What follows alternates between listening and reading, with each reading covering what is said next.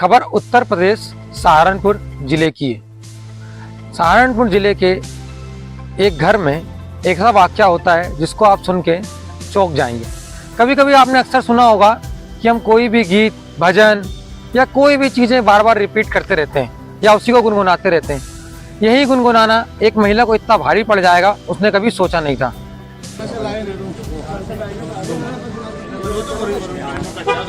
एक लड़की और है बड़ी। नमस्कार, मैं विवेक सिंह राजपूत, आप देख रहे हैं वीके न्यूज। उत्तर प्रदेश सहारनपुर जिले के भाजपा नेता योगेश रोहेला के घर में उसकी पत्नी एक भजन गुनगुना रही थी, जिस भजन के बोल थे मैं तो राधा श्याम की। इस भजन को गुनगुनाने पे उसके पति ने अपनी पत्नी से बोला कि तू ये भजन मत गुनगुना। उसने बोला ठीक है। ये मना करते से ही वो अपने बच्चों को स्कूल छोड़ने चला जाता है। जब स्कूल छोड़ के वापस आता है तो उसकी पत्नी फिर से यही भजन गुनगुना रही थी, मैं तो राधा श्याम की। उसने बोला कि मैं आपको कितनी बार मना कर चुका हूँ इस भजन को गुनगुनाने पे, आप ये भजन क्यों गुनगुना रही हो? फिर भी वो कहती है ठीक है, अब आगे से ये भजन नहीं गुनगुनाऊंगी। ये वाक्या बोल के पति उसको वापस बच्चों को स्कूल से लेने चला जाता है। ये बोलते ही पत्नी शांत हो जाती है। उसके बाद फिर क्या था, जब पति अपने बच्चों को स्कूल से लेके लौटता है तो पुनः ये भजन वो गुनगुना रही थी, मैं तो राधा श्याम की।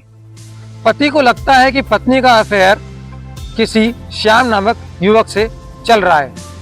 इसी डाउट को लेके वो अपनी पत्नी से झगड़ा करने लगता है। बात इतनी बढ़ जाती है कि वो अपने परिवार सहित तीनों बच्चों को मारने लगता है घर से बाहर निकाल के।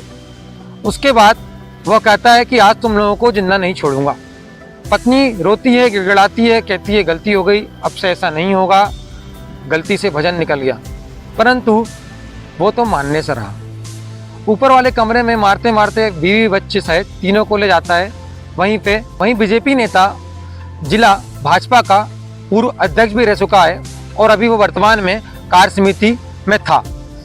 उसके बाद वो अपनी लाइसेंसी पिस्तौल उठाकर अपनी बीवी सहित 3 बच्चों को भी मार देता है। वह पहली बच्ची जिसका नाम श्रद्धा था, उसका उम्र होती है 11 वर्ष। वही 2 बच्चे रहते हैं, उनकी उम्र होती है 5 से 6 वर्ष। वह तीनों को गोली मार देता है। वो पिस्तौल लाइसेंसी बताई जा रही है। इस पिस्तौल वो खुद पुलिस वालों को फोन करके बोलता है कि इंस्पेक्टर साहब आ जाओ, मैंने 3 लोगों को मार दिया है। वहीं इतने पे ही रुकता। पुलिस के आने में थोड़ी बहुत देरी होती है तो वहाँ के वो सीओ को भी फोन लगाता है और सीओ से बोलता है कि आप मेरे घर आ जाओ, मैंने 3 लोगों की हत्या कर दी है। सीओ भी कहते हैं ठीक है, हम पुलिस भिजवा रहे हैं। उसके बाद सीओ साहब को क्या पता था कि अब वो जिले के मुखिया एसपी साहब को ही फोन लगा देगा। एसपी साहब तक ये खबर पहुंचते पहुंचते ही उस जिले के पुलिस महकमे में हड़कंप मच जाता है। उसके बाद कुछ गांव के आसपास के लोग उसको बचाने की कोशिश करते हैं कि जाएं, तो वो गांव के लोगों से ये भी बोलता है कि जो बीच में आएगा मैं उसको भी मार डालूंगा। देखिए आस पड़ोस के लोगों से क्या पाया गया। हथियार लाइसेंसी से मारा है। लाइसेंसी कितने बच्चे थे इसके? 3 बच्चे। पत्नी का क्या? पति इतना खुकार कैसे हो सकता है, ये सोचने वाली बात है। वह उसमें उनके बच्चों की क्या गलती थी, उन बच्चों को भी मार देता। वह ऐसा बताया जा रहा है कि उसको शक था कि उसका सबसे छोटा बेटा उसकी औलाद नहीं है। अक्सर वो अपनी पत्नी नेहा से कहता था कि मैं इसका डीएनए टेस्ट कराऊंगा, ये मेरी औलाद नहीं है। उसको ये भी शक था कि इसका शुरू से ही किसी श्याम नामक व्यक्ति के साथ अफेयर है।